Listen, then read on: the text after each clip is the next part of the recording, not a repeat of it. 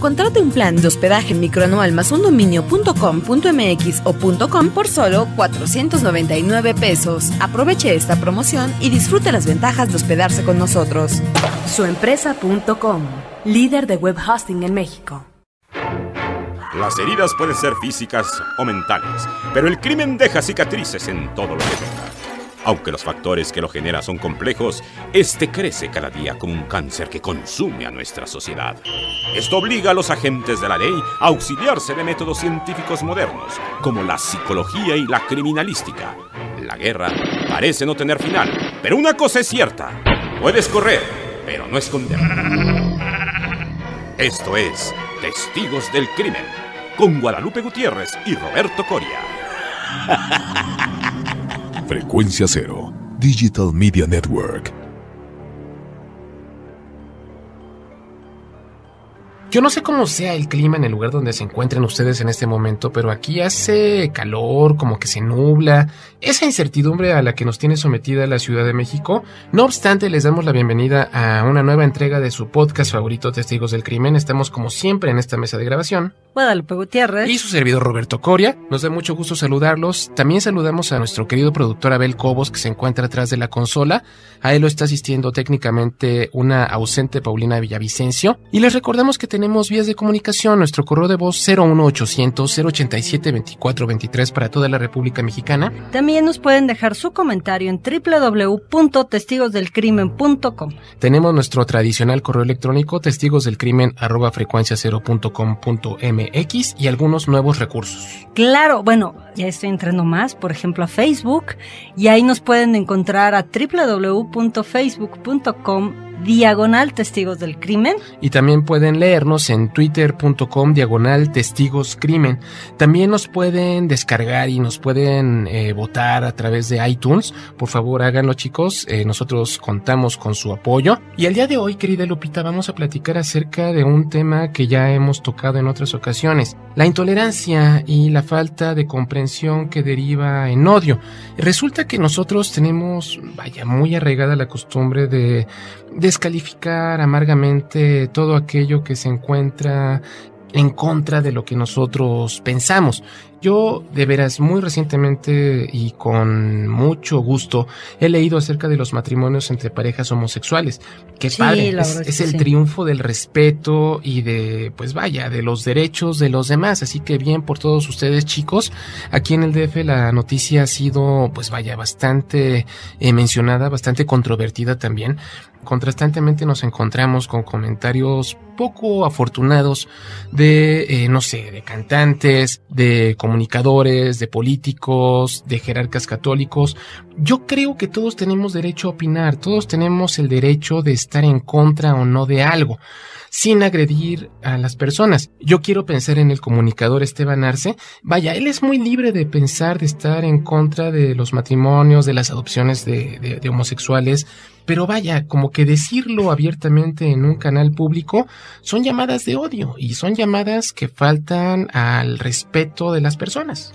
Sí, definitivamente. Lo mismo pasó en su momento, y creo que aquí lo comentamos, si mal no recuerdo, con la famosa tribu urbana llamada Emos, sí, en donde también un conductor de televisión incitó a muchas personas de que fueran y los golpearan, que esos eran payasadas, etcétera.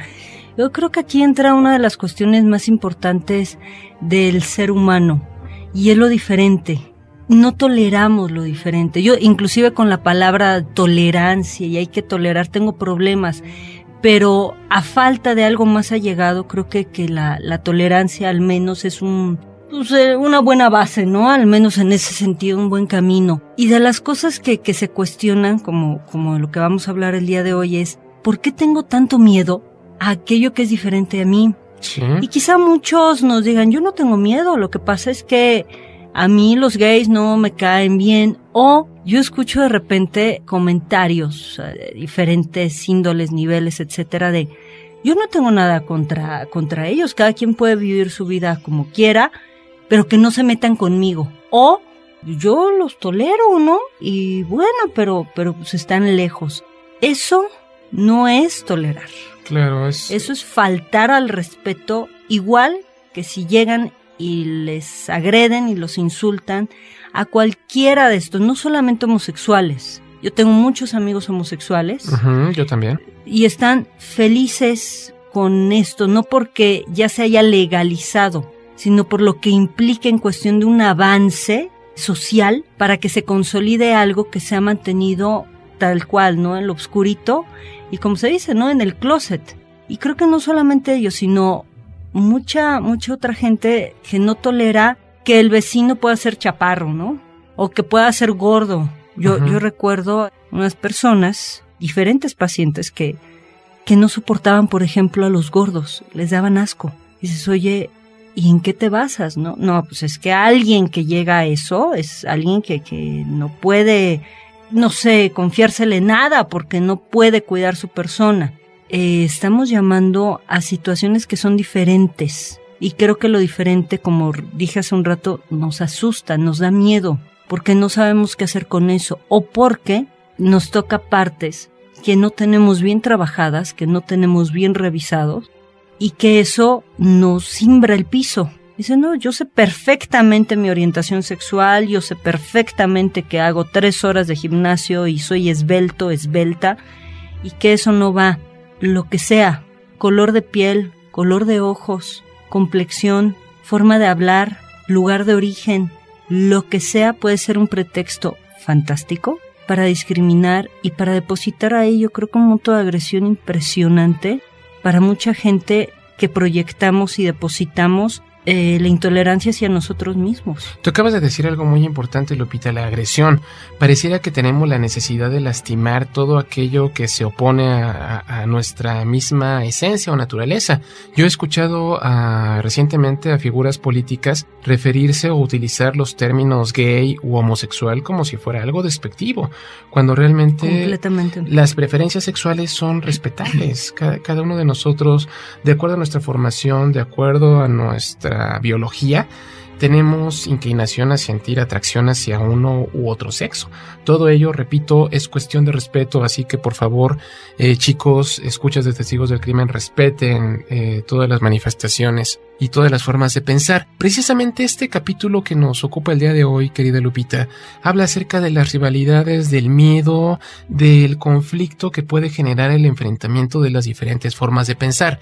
Esto nos remite directamente a la Guerra Civil de Estados Unidos, un episodio histórico de nuestra vecina nación, que de alguna manera significó el nacimiento de una de las organizaciones, en mi humilde pensar, más nefastas que existen, porque son organizaciones que utilizan la violencia, que utilizan la intolerancia para descalificar, para atacar a las personas de cierto grupo racial, concretamente de la raza negra, afroamericana, como quieran llamarle, para eso de no herir susceptibilidades. Que fíjate que aquí es parte de lo que hemos dicho también de decir negro, no, es que eso es ofensivo. Pues igual que decir anciano, no, son viejitos. Son viejitos, son nuestras cabecitas blancas. Sí, en diminutivo, no está gordo, es gordito, es obeso. O sea, ese tipo de cosas a veces no sabemos cómo nombrarle y desde ahí empieza un manejo incómodo de nuestra propia relación con estos términos. O sea, negro no en un sentido peyorativo, sino en un contexto racial, como decir, es que es blanco. Sí. Pues igual suena feo, ¿no? Puede sonar feo dependiendo del contexto, de la entonación y de la intención. Sí, exactamente. Entonces, todo es bastante subjetivo, todo depende del cristal con el que lo mires. Pues fíjate que el 24 de diciembre de 1865, veteranos confederados de Pulaski, en Tennessee, fundaron una agrupación llamada Ku Klux Klan, un grupo que toma su nombre de la expresión griega kilos, que significa círculo. Ellos estaban convencidos de que estas rencillas entre el norte de Estados Unidos y el sur de este país pues le daban derechos y le minimizaban importancia o jerarquía a las clases blancas. Ellos principalmente abogaban por la supremacía del hombre blanco de Estados Unidos, como si los negros quisieran abarcar un terreno que no les correspondía y que más allá los amenazaba. Yo creo que una de las cuestiones que aquí los movió fueron todos los privilegios, sí, entre comillas, y inclusive subrayado, que tenían. Entonces los sentían amenazantes. ante la pérdida del gozo, de los privilegios, de la élite que creían estar gozando. Entonces iban depositando todo este rencor, todo este enojo en estas personas. Y de ahí empezaron a organizarse, ahora sí que, como decía mi abuelita, organizarse para mal, Sí. ¿no? Pero a organizarse para crear todo este círculo que se puede manejar como círculo de poder, como círculo exclusivo, como límites, como lo que quieran. Sin embargo, en una cuestión bastante tanática, muy destructiva Sí. y muy devaluadora de aquello que no se pareciera a ellos. Sí. Entonces, pues, desde aquí pues, ya empezamos mal con este objetivo, y lo que buscaban en este primer grupo del Ku Klux Klan era llevar como un mensaje demasiado negativo a las diferentes familias, como que no les había gustado mucho eso de perder. Claro, porque hay que recordar toda la liberación de los esclavos, la abolición de la esclavitud, toda esta igualdad de derechos que de alguna manera impulsó la guerra civil norteamericana, pues afectó muchos intereses y muchas costumbres. Yo creo que más allá de los callos que pudieran pisar respecto a lo material, las formas de pensar fueron las que se atacaron. Pocas personas pueden resistir el arribo de la modernidad.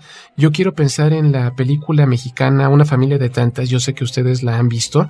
Este hogar del señor Soler, donde irrumpe agresivamente el cambio en la forma de este joven vendedor que era David Silva, era romper completamente esquemas, destruirlos, derribarlos, Patrones. ir a lo nuevo. Lo de hoy es algo diferente. Entonces muchas personas pudieron sentirse amenazadas en ese momento, y así sucedió. Este grupo de personas que se reunían primero en la clandestinidad, luego se organizaron, de alguna manera promovían el recuperar los lugares que la población negra comenzaba a usurpar. Ellos tenían, obviamente, los señores de raza negra, el legítimo derecho a aspirar a un nivel de vida mejor, a una posición más acomodada. Vaya, es derecho natural del hombre, y sobre todo pensando en una nación que se construyó a base del trabajo de los inmigrantes. Y aquí fíjate que es una de las cuestiones dentro de toda esta gente que creó este círculo, en donde de las creencias, entre comillas, más antiguas, desde que españoles, ingleses, portugueses, etcétera, fueron buscando qué más había en el mundo y encontraron nuevas tierras, y encontraron que había gente con una tez, una forma de hablar, una forma de hacer las cosas diferentes a las suyas. Encontraron obviamente pues, el llamado continente negro, ¿no? Y aquí se empieza con una de las creencias más antiguas y de las más tristes, a mi parecer. Los negros no tienen alma. Entonces, si no tienen alma, no son hijos de Dios. Y son malos. Y son gente por naturaleza mala, exactamente.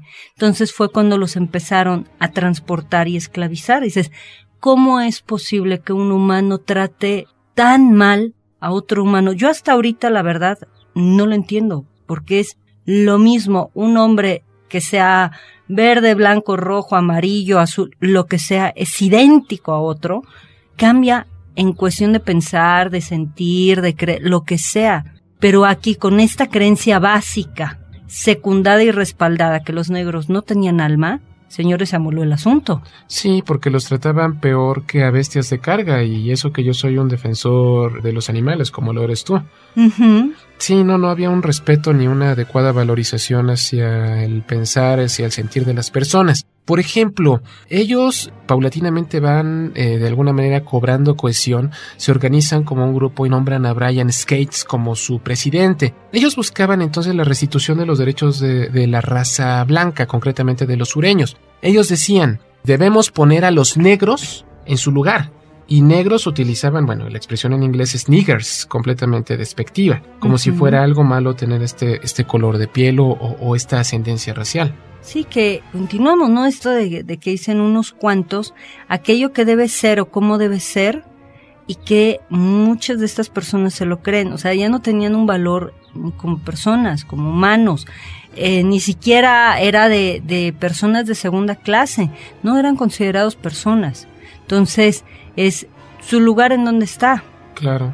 Afuera, en la calle, sirviendo, y para hacerlos ricos. Sí. Porque sí hay también una cuestión material monetaria. Dices, más allá de lo monetario, lo curioso es que además de sentirlos inferiores y tratarlos despectivamente y depositar ahí enojos, odios, frustraciones, envidias, en fin, toda una serie de cuestiones, también está la parte material, económica, y en donde les estaban haciendo perder dinero. Claro. Y eso era algo que ellos no podían tolerar. No, era de alguna manera el triunfo de un grupo que se oponía a sus intereses, que de alguna manera significaban un bache en el camino. Pues fíjate que uno de los promotores más activos del clan era el general Nathan Bedford Forrest, un tratante de esclavos, un confederado de Memphis, Tennessee, y él asegura en ese momento tener más o menos 500,000 de seguidores, aunque obviamente la historia nos ha enseñado que es mucho menos. Comienza también a definirse más o menos cuál era su actuar,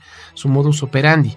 Ellos utilizaban máscaras, utilizaban túnicas, actuaban ahorcando a personas de raza negra que, repito, se oponían a sus intereses, a líderes sociales, a todas aquellas personas que de alguna manera instigaban a valorizar adecuadamente a las personas de su raza. Ahorcaban a personas en el camino. Era un panorama bastante feo. Era similar a, no sé, a turbas de linchamiento que se movían en la oscuridad de la noche y amparados por una máscara.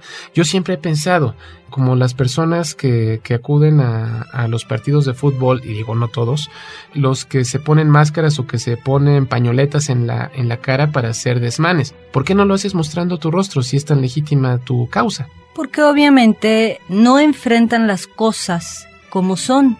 El ocultarse hace que se vean difuminados, que no sean ellos, y entonces de repente parece ser que es alguien más que sale desde adentro a hacer las cosas. Algunos me preguntarán, ¿será despersonalización? No llegan a tanto. Son gente cínica, es gente que no asume sus actos, es gente cobarde. Sí. Es gente de la típica frase que tenemos en México, no sé si se utiliza en otros lugares del mundo, son de los que avienta la piedra y esconde la mano. Fíjate que ¿Quién también, lo hizo? No sé. Ahorita estaba pensando en lo que decías, tal vez no deshumanización, pero sí intimidación, porque es muy atemorizante que un grupo de personas a las cuales no les puedes ver el rostro se metan en tu casa, te saquen en medio de la noche enfrente de tu familia y te pongan una cuerda alrededor del cuello y te suban a un caballo y pretendan ahorcarte en un árbol. Por ejemplo, junto con todo esto es lograr a través de esos disfraces, sí, esta intimidación, pero la ocultación habla también de paranoia. Sí. Por ejemplo, si a alguien le gusta su vecino o su vecina o lo que sea, hay varias formas de, ya llegó, ahí está, lo que sea. Y nos podemos asomar por la cortina, muy discretamente, pero que nadie nos vea. O por el ojillo de la puerta que nos ayuda a ver quién está del otro lado, obviamente en el pasillo. Esto hace que te ocultes sin que te vean. Curiosamente son cuestiones voyeristas y son cuestiones paranoicas, porque es yo soy el que ataco, pero tú no tienes derecho a atacarme. Y entonces, ¿quién fue? Es perder también la identidad personal e irnos a la masa. Sí. Fuente Ovejuna, señor. ¿Quién fue? Pues, Fuente Ovejuna, yo no sé. O sea, todos, a ver, castíguenos a todos. Pues fue alguien con bata blanca y un capuchón blanco. Pues qué bueno, ¿no? Entonces también implica el de yo no soy fulanito, soy de este grupo y tan. Fíjate que obviamente el actuar de este grupo no pasó desapercibido y el gobierno de Estados Unidos comenzó a crear mecanismos para combatirlos, para enfrentarlos.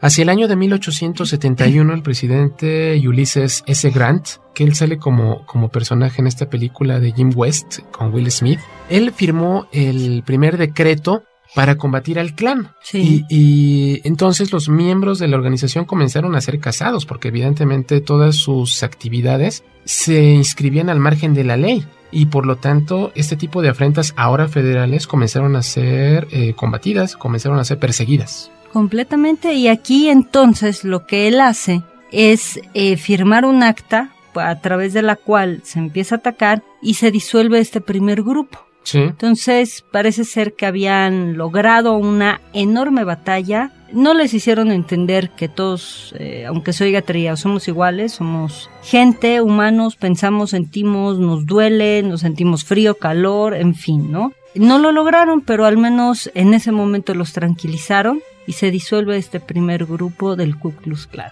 Pero desafortunadamente no fue el final.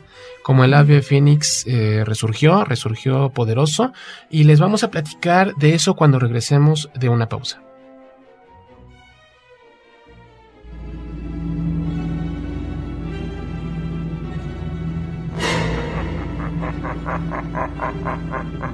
Efemérides del crimen. Kate Hunter Jesperson, el asesino de la carita feliz, nació el 6 de abril de 1955 en Chilliwack, Columbia Británica, Canadá. Narramos su trayectoria homicida en nuestro capítulo 193.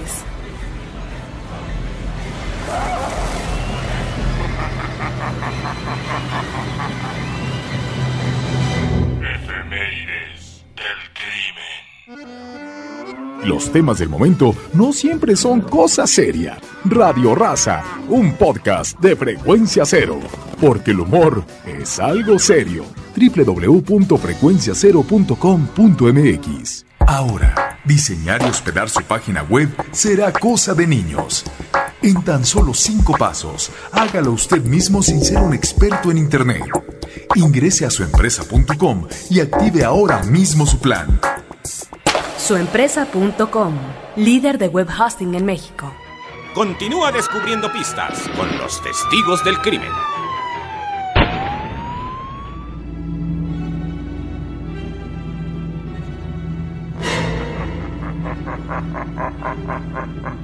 Efemérides del crimen.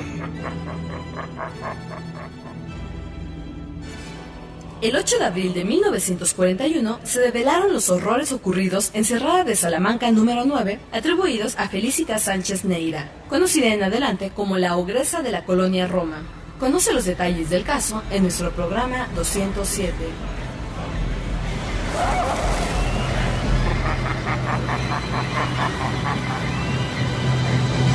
Efemérides del crimen. Estamos aquí de regreso y la verdad es que no saben qué discusiones y comentarios hay en cabina y con Abel a través del vidrio y todas estas cuestiones de que dices, bueno, de verdad, ¿qué tienen en la cabeza este tipo de personas que no toleran a alguien que es diferente? Claro. Yo soy muy libre de pensar y de sentir y de expresar lo que se me dé la gana. Sí, pero hay una cuestión básica: límites y libertad. Claro. O sea, puedes, perfecto, no me agrada, no me queda bien, pero te puedes guardar tu opinión o expresar y decir, bueno, esto es algo que yo manejo. Y después de eso, yo los invitaría a pensar, bueno, ¿por qué no tolero a los homosexuales, los asiáticos, los indígenas? A los conductores de microbuses. No, bueno, ahí sí yo tengo una amplia lista como de cuaderno de 100 hojas, ¿verdad? Claro. Para pensarlo, ¿no? Y los conductores que se meten en 5 filas cuando saben que son 2, ¿no? Las mamás que se estacionan en cuádruple fila para dejar al hijo en la escuela. Claro. Es larga la lista. Todos ustedes Muy seguramente larga. tienen algún personaje o algún estereotipo que odian. Aquí vale la pena hacer el reclamo a todos ustedes. No generalicen. No todos los empleados gubernamentales son unos desgraciados, al igual tampoco lo son todos los conductores de taxis o de microbuses. Hay personas muy decentes y muy honestas en todos los ámbitos, al igual que hay personas muy malas. Hace rato mencionábamos que el clan desafortunadamente no desapareció, sino que regresó fortificado. Tuvo un segundo aire. Hacia más o menos 1915, William J. Simmons en Stone Mountain, en Georgia, hizo resurgir el clan. De alguna manera ellos se apoyaban en gran parte en el caso del comerciante judío Leo Frank, quien era dueño de una fábrica y asesinó a una empleada de raza blanca. Esto de alguna manera pues encendió los ánimos, de alguna manera propició que la organización encontrara la ruta adecuada, los medios adecuados para poder originarse nuevamente. De alguna manera el resurgimiento del clan, y esto es porque en cabina tenemos un debate sobre si podemos decir correctamente Ku Klux Klan. Eso, Yo lo logré.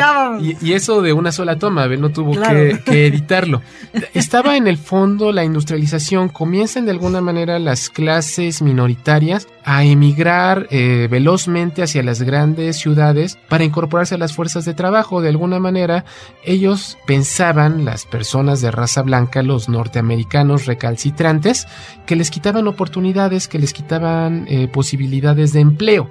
Entonces, de alguna manera, este fue pues el escenario de este odio enconado en contra de estas personas. Sí, fíjate, y en esta época, junto con esto que aprovecharon de este judío Leo Frank acusado de violación y asesinato, hay una película muy interesante. Pues así estos años, como 1920, una cosa por el estilo, muy cerquita de la refundación del Ku Klux Klan. Bueno, No, hombre, estamos, bueno, aquí ya estamos perfeccionando. Agarremos el segundo aire. Eso. Que se llama El nacimiento de una nación, sí, de D.W. Griffith, y en la cual curiosamente se glorifica y mitifica al primer grupo de todo este círculo, de esta asociación que hicieron.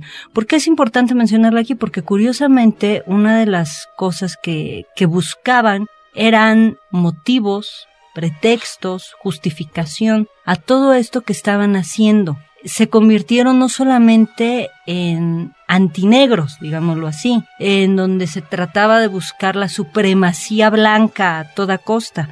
Aquí, con esta migración tan grande, empezaron a volverse antinegros, o sea, antirraciales, antisemitas, sí, y antiinmigrantes. Poco a poco a esta categoría se va a unir la de anticatólicos, y es cuando vemos cómo la cruz, que representa el cristianismo, y aquí sí aglomero todo lo que sea en cuestión de la creencia desde Cristo, o sea, católicos, ¿sí? Cristianos, evangélicos, etcétera, etcétera. Entonces, anticristianos, pero le pusieron un plus, no solamente anticristianos, sino anticatólicos, porque muchos, curiosamente, de los que eran parte de este gremio, de este grupo, eran protestantes. Entonces ya no les gustó la idea de que les dijeran que estaban mal en la forma de pensar o que estaban errados. Los segregaban. sí. Entonces, no, los que están mal y los que deben de morir o los que deben de hacerse a un lado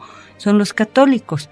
Y entonces está la cruz como un símbolo católico y toman el pez, sí, de que muchas veces encontramos en N camisetas, calcomanías, como cristiano, para hacer una diferenciación, lo cual, pues bueno, ya metiéndose en otros rollos es lo mismo y casi nula.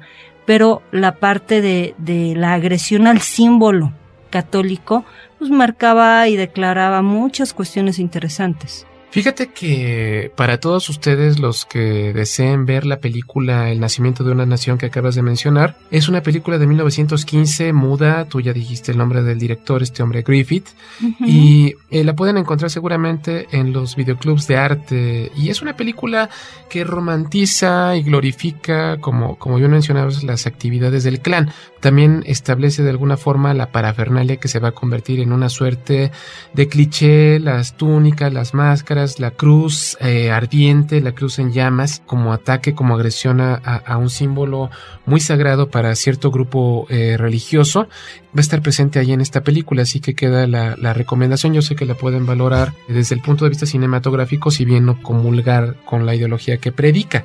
Más o menos el clan hacia esta época comienza a extenderse como una suerte de cáncer. Ya no es algo meramente sureño. No sé, comienza a permear hasta el medio oeste de Estados Unidos, hasta el norte. Hay algunas regiones de Canadá donde tiene capítulos, donde tiene sucursales, podríamos llamarles de esta manera. Y hay muchos episodios que vale la pena recordar. Hacia 1925 es enjuiciado Desi Stephenson, que tenía el cargo de gran dragón del clan en Indiana y en 22 estados. Esto fue por la violación y el homicidio de una maestra llamada Madge Overholtzen. por ahí también, tras la Segunda Guerra Mundial, un escritor y folclorista llamado Stetson Kennedy logró infiltrarse, así como en la película de Los Infiltrados de Martin Scorsese. Se metió al clan, pudo observar de cerca sus costumbres, sus rituales. Él hizo algunos guiones radiofónicos, me parece que se utilizaron en el serial de Superman, y que de alguna manera nos presentaba al Hombre de Acero combatiendo a este tipo de organizaciones, y como consecuencia escribió un libro que fue un bestseller y que de alguna manera desnudó cuáles eran las costumbres al interior de este grupo. Pero el clan tuvo este segundo resurgimiento. Vamos a ver cómo comenzaron a reanudar sus actividades, cómo continuaron teniendo esta fuerza y cómo actúan en nuestros días. Pero ¿qué te parece, Lupita, si eso lo hacemos después de esta pausa?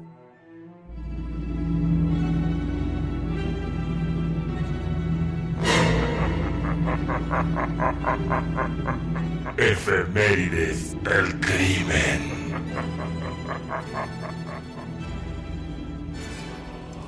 Adolf Hitler nació el 20 de abril de 1889 en Braunau am Inn, parte de lo que fuera el Imperio Austrohúngaro, actual Austria. Su sombría historia es tema de nuestros programas 162 y 163.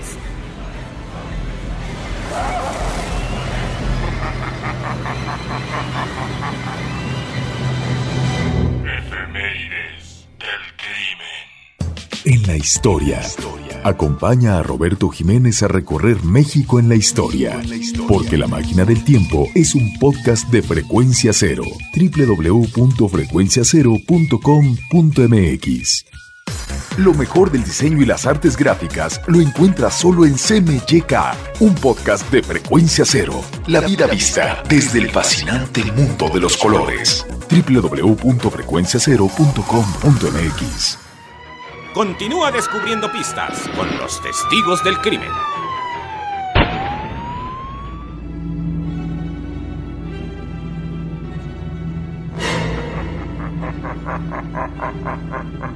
Efemérides del crimen.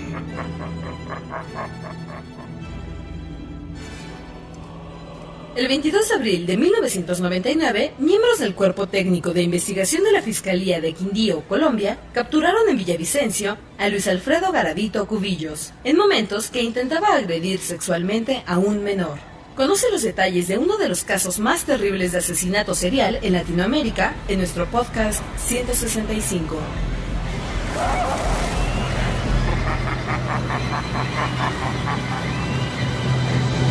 Efemérides del crimen.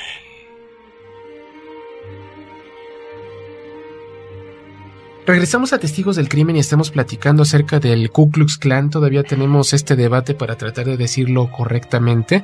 Abel Cobos no tiene ni idea cómo está sufriendo detrás del cristal.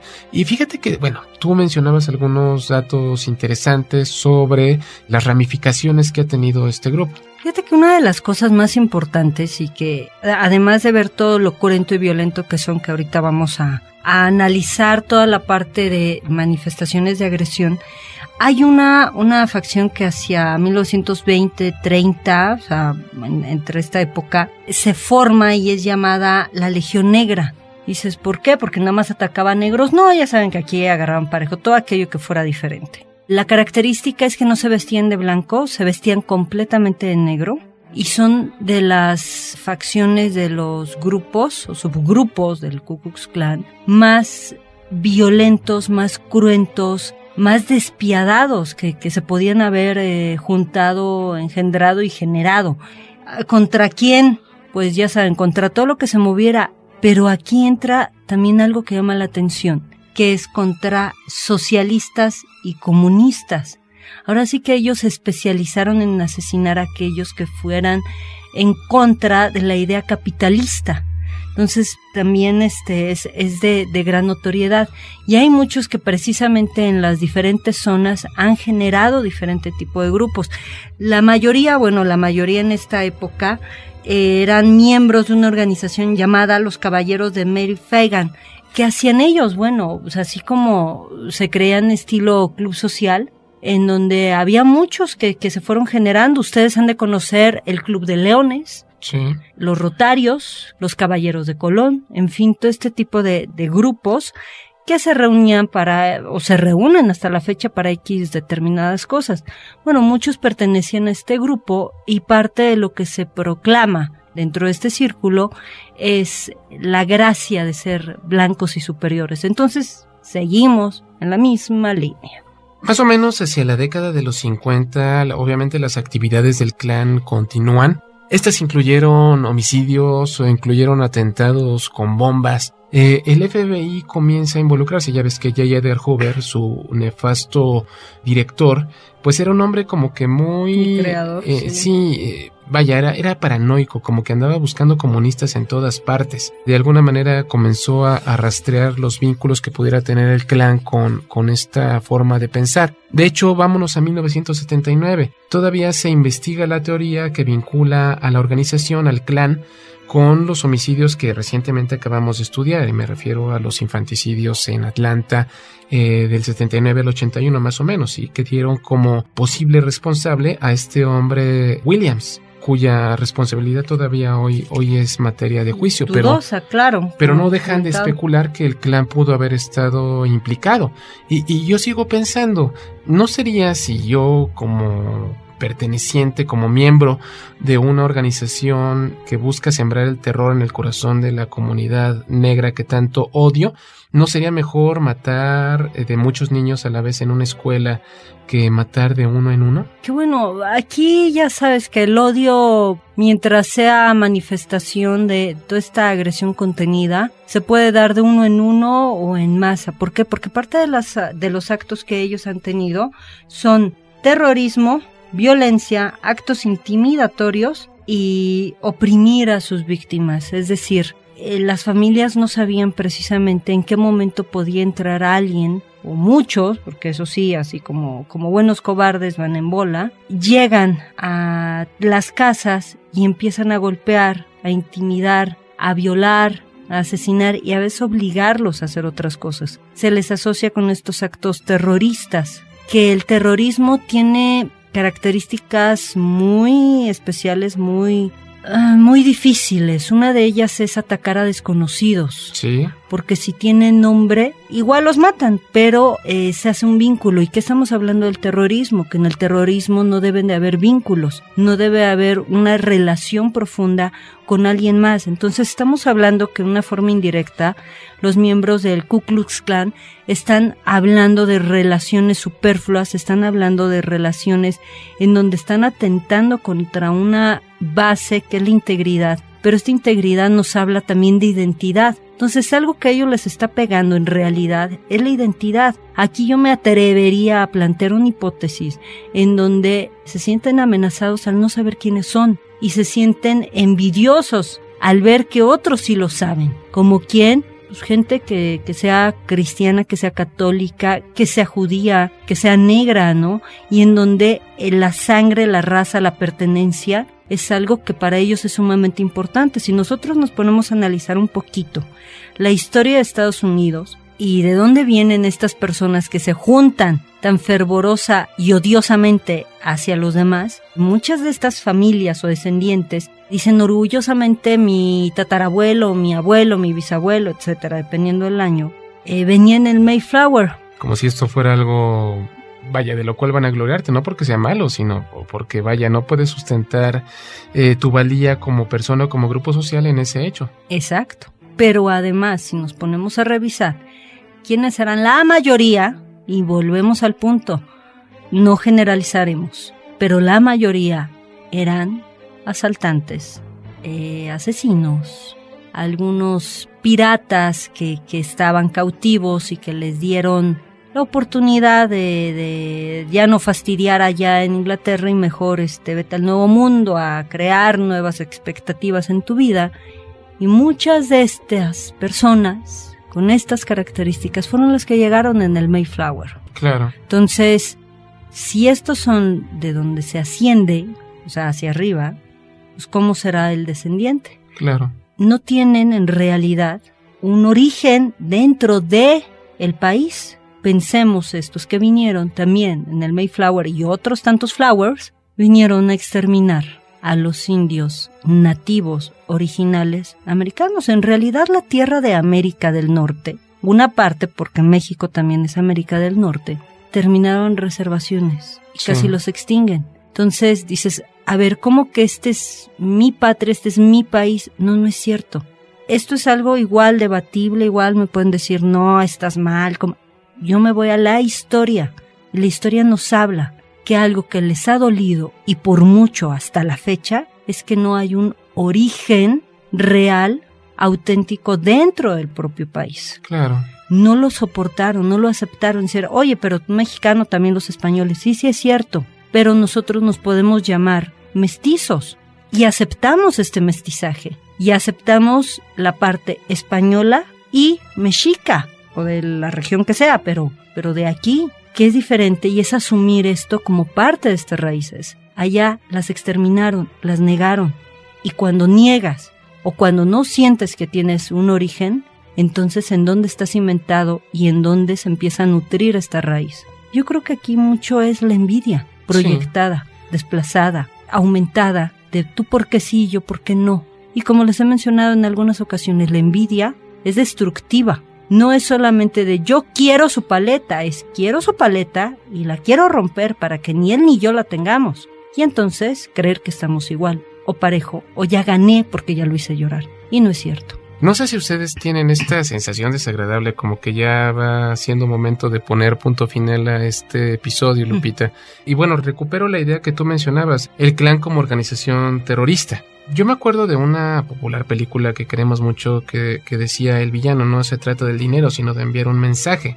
Claro. El clan precisamente busca transmitir lo que piensa a través del miedo, a través del terror. Por ejemplo, la ciudad de Charleston, en Carolina del Sur, ha declarado ya la organización como terrorista. Se han sumado muchísimos políticos, muchísimos académicos, y es que tendemos a mirar la paja en el ojo ajeno. Sin ver la viga en el propio. Y es que el enemigo está en casa, o sea, vaya, lo tienen en Estados Unidos, no necesitan buscar terroristas talibanes, Al-Qaedas ni otros, está en casa. Completamente. Está ahí a la vista de todos y de alguna manera ya se ha integrado a la cultura popular. Tú ya mencionaste la película del nacimiento de una nación. Hace rato no me acuerdo si dije 1915 o es de 1922 la película, o está, por ejemplo, la película de 1988 Mississippi en llamas, maravillosa, de Alan Parker, la cinta, protagonizada por Gene Hackman y William Dafoe, como este par de agentes del FBI que investigan los asesinatos de líderes sociales. Obviamente de raza negra. Es una película maravillosa, pero ya se han integrado al pensar de una cultura más allá de la norteamericana, diría que de prácticamente todo el mundo occidental, y pues están ahí presentes. Hoy en día siguen activos y hasta la fecha se dice que suman millones de seguidores, aunque por ejemplo otras fuentes como la Wikipedia, que la tenemos aquí, dicen que va en descenso, que tiene más o menos 3,000 simpatizantes alrededor del mundo hasta el año 2000. Hasta el año 2000, en efecto. A diferencia que en 1920 la forma de membresía, de ir de casa en casa y declarando, y hacía así como a grito pelado en las plazas, sumaban 4 millones. A diferencia de 1930, 30,000, 1970, 2,000 y hacia el 2000, 3,000. Lo que pasa aquí es que en efecto se ha extendido no solamente a Estados Unidos, sino ciertos grupos hacia otros lugares del mundo. Y aquí hay muchos, por ejemplo, neonazis, que también se unen al grupo del Ku Klux Klan. Y eso ya suena interesante porque es entretejer otros tantos odios y otras tantas cuestiones y objetivos. Bueno, pues ya para rematar, digamos que el clan existe tanto como existe la intolerancia y como existe el odio y la incapacidad para convivir con la naturaleza y con las creencias de las demás personas. Esperamos sinceramente que esto es algo que cada vez vaya en descenso y que eventualmente desaparezca. Sí, que esto, bueno, nos lleva a reflexionar, nos lleva a pensar por qué de repente me cae mal el chico del salón, el compañero de trabajo. O sea, es que es una molestia, sí puede ser, pero hay veces que casi entre comillas viene de la nada, ¿no? ¿por qué no soporto este tipo de personas? No es que seamos amigos de absolutamente todos y todo lo que sea diferente, etcétera. Es simplemente asumir que así como yo tengo ciertas características y que a algunas personas les parezco irritable e intolerable, lo mismo es en el otro canal. Dicen, no, pero yo soy adorable. Quizá, pero hay muchas personas, como dice también un dicho aquí en México, nadie es monedita de oro. Claro. Entonces, reflexionar, digamos, ahora nos pusimos así todos reflexivos, ¿no? De, bueno, ¿qué tiene esa otra persona que me cae mal? Porque a lo mejor tiene que ver conmigo. ¿Y qué tengo yo que igual a las otras personas no les guste? E igual digan, pues me vale, así soy. Exacto, así soy. Pues muy bien, después de esta invitación a la reflexión, a examinarnos, despidámonos, Lupita. Nos veremos la siguiente ocasión, la siguiente semana, con otro tema de gran interés. Estuvimos con ustedes, Guadalupe Gutiérrez y Roberto Coria, testigos del crimen.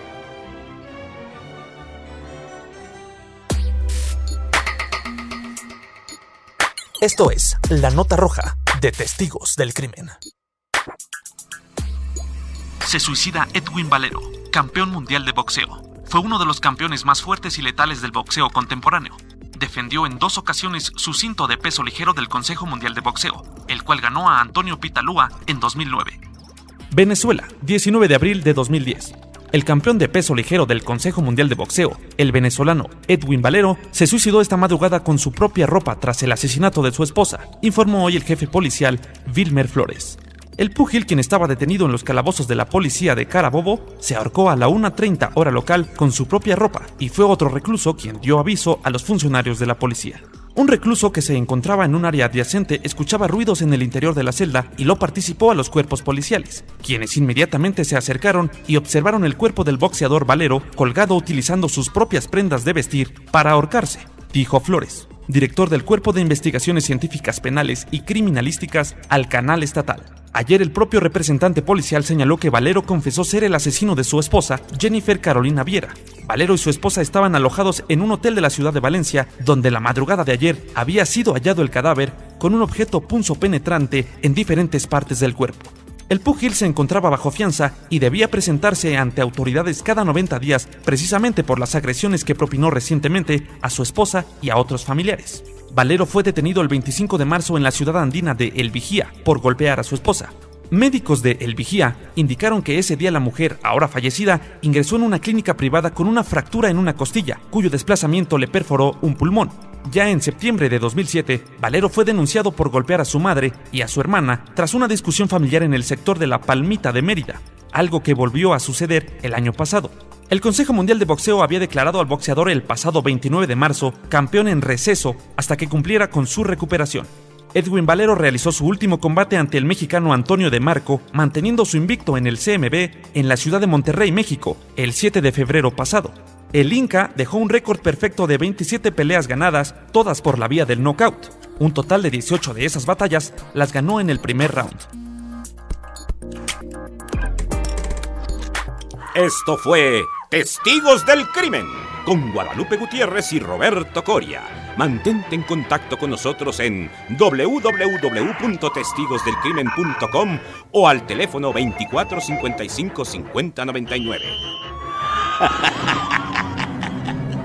Frecuencia Cero, Digital Media Network, www.frecuenciacero.com.mx. Pioneros del podcast.